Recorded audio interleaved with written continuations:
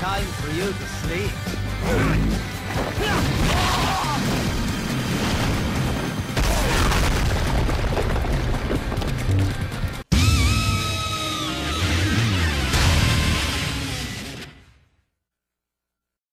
Hey guys, this is Shadsoft11 here. You know, I love the No More Heroes games.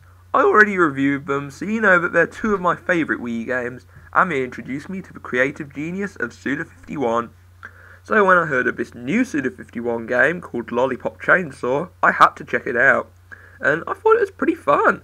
Not quite as good as the No More Heroes games. It's a bit short, and the level design feels a tad restrictive, but overall, I really enjoyed it. As you can probably guess, this commentary is on a review of this game by IGN.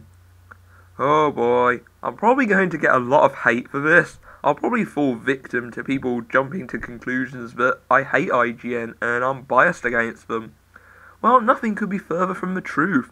I just feel that this particular review was lackluster. Now I know that previous efforts from people like Saviour Rose Dragon PS3 and Luigi Fan 110 fell flat on their ass. But that doesn't mean that I can't find a bad IGN review. So let's see their review on Lollipop Chainsaw.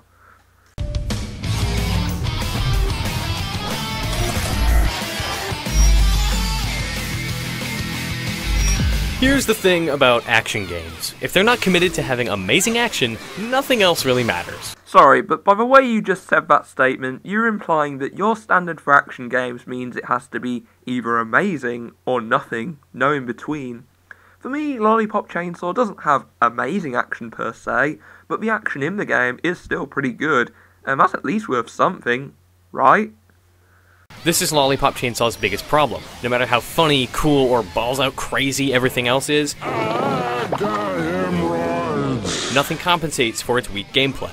And don't let the footage fool you, this is a game that looks and sounds so much better than it really is. Hey zombies, put $1 in my skirt and I won't kill you. What are you gonna do? Throw magic stars at chupacabras with your tongue? Maybe, Dad. Nick's tongue is very limber. The strengths of Lollipop Chainsaw's presentation exists in two places: Juliet's boyfriend Nick, and the music. Nick will crack you up because he's a witty wise-ass written well, and the music is the perfect representation of the trashy, fun rock and roll everyone loved in high school. This humor and aesthetic is great, especially in the context of a world overrun by zombies. New game's out today. The clash of glittery rainbows and bloody madmen is awesome from start to finish. Even better, Lollipop knows how silly it is, and the characters really embrace it. It only works for some of them though. Our heroine, Juliet Starling, is the stereotypical popular high school cheerleader character, but she also really sucks. Was he trying to make a point or an intentional pun? You decide. She's as annoying as she is stupid, and because she has a body Barbie would kill for, everyone, including the undead, wants to get into her short skirt. This is where the vulgarity of Lollipop Chainsaw starts taking away from what is, despite the limp combat, a wacky and fun experience. To start, it's obscene and offensive in such a ridiculous way that it feels like parody. Eventually, Lollipop passes the point of being funny and just becomes obnoxious, annoying, and, for a lot of people, probably offensive. Juliet is nothing more than a sex object with a weapon. Okay, let me just ask a perfectly legit question. What did you expect? I mean, she's a cheerleader with a chainsaw. What more did you want in her character? And being that this is a Suda51 game, not only is he one of the gaming industry's trolls, but his games are well known for their vulgarity. I mean, that would be like if you were to go into No More Heroes and say, oh, Travis Touchdown sucks because his character's an unlikable douchebag. I think that anyone should have known what to expect from this character just going into the game. I can shoot your head with this. What?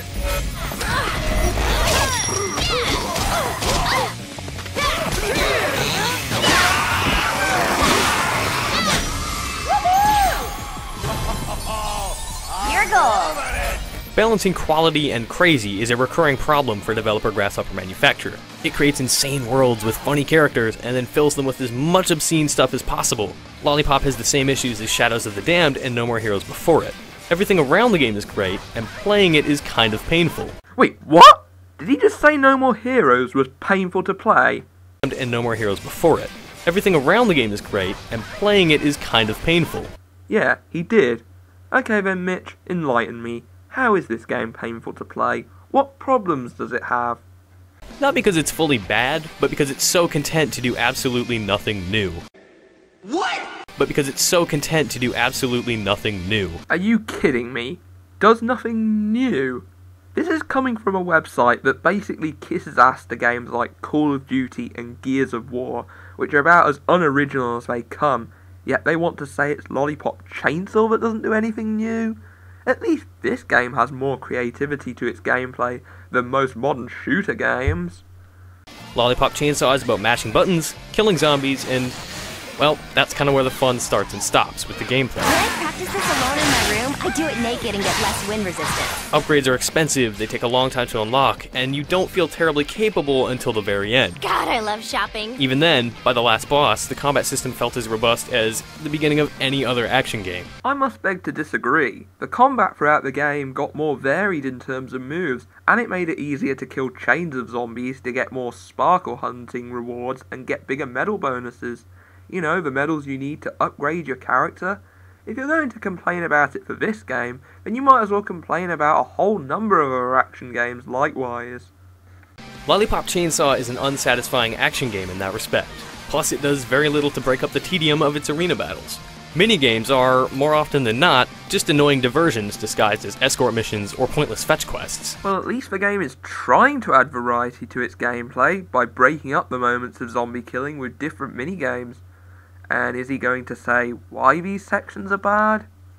And the bosses, something Grasshopper's normally really good at designing, are built like every boss that's ever bored you in the history of video games. There are 3 phases, you fight predictable patterns, and then you're done. What's the matter, baby?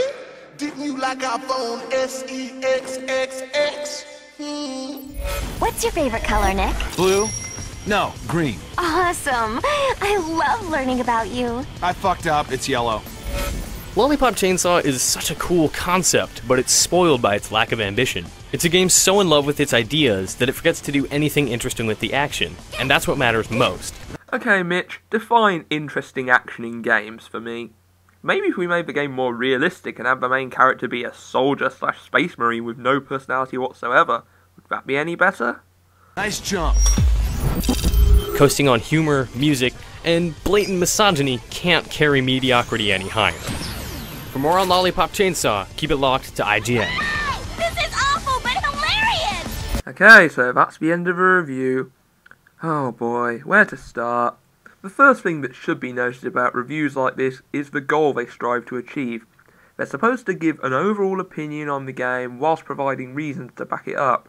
They gave the game a 5 out of 10, but their reasons for taking points off just seemed unjust.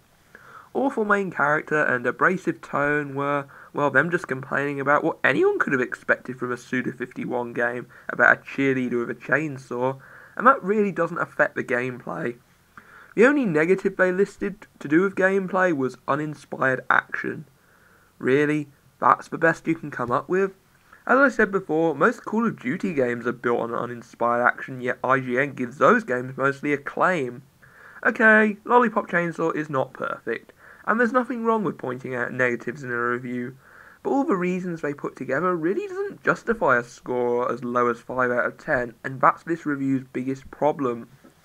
Compare it to, say, GameSpot's review. They only gave the game 6.5 out of 10, but in their review they listed some problems with the gameplay, like the camera or the sometimes problematic auto-aim for the blaster, and that added more meat to their arguments, but IGN didn't bring up any real problems with the gameplay. And no, don't say it was due to a time limit, because GameSpot had roughly the same time to talk about gameplay, but they still gave meatier arguments. And Destructoid's review was even shorter, but they gave proper reasons to support their score. I'm aware the idea of a video review was to condense their written review into a 4-minute video, but if you ask me, that meant it was more important to bring up problems that hindered the game rather than just uninspired action. As said once before, I don't care what score the game got, but if it wasn't backed up well, then the score is meaningless. And before anyone tells me to just look at the written review, here's the thing. If the video review doesn't do a good job at justifying the game's score, then people aren't going to want to look at the written review, because the video review didn't give off a good impression. Okay, so now I'm going to wrap this video up before I start rambling. So what do I personally think of Lollipop Chainsaw? Well, I think it's a decent action game which manages to be glossy, funny, and have enough variations in the gameplay to keep your interest. It's fun while it lasts, but a bit too short though. So I'd say it's a solid rental, but buy it cheap. And to clear up once more, I don't hate IGN, but to me, this review they did was just rather poor. I've given my reasons why, and I'm sticking by them. So this is Shadsubs saying goodbye, peace out, and in my opinion, the movie The Dictator was unfairly bashed for the same reasons as Lollipop Chainsaw. Can't be associated with that travesty. I mean, I've got standards, for fuck's sake.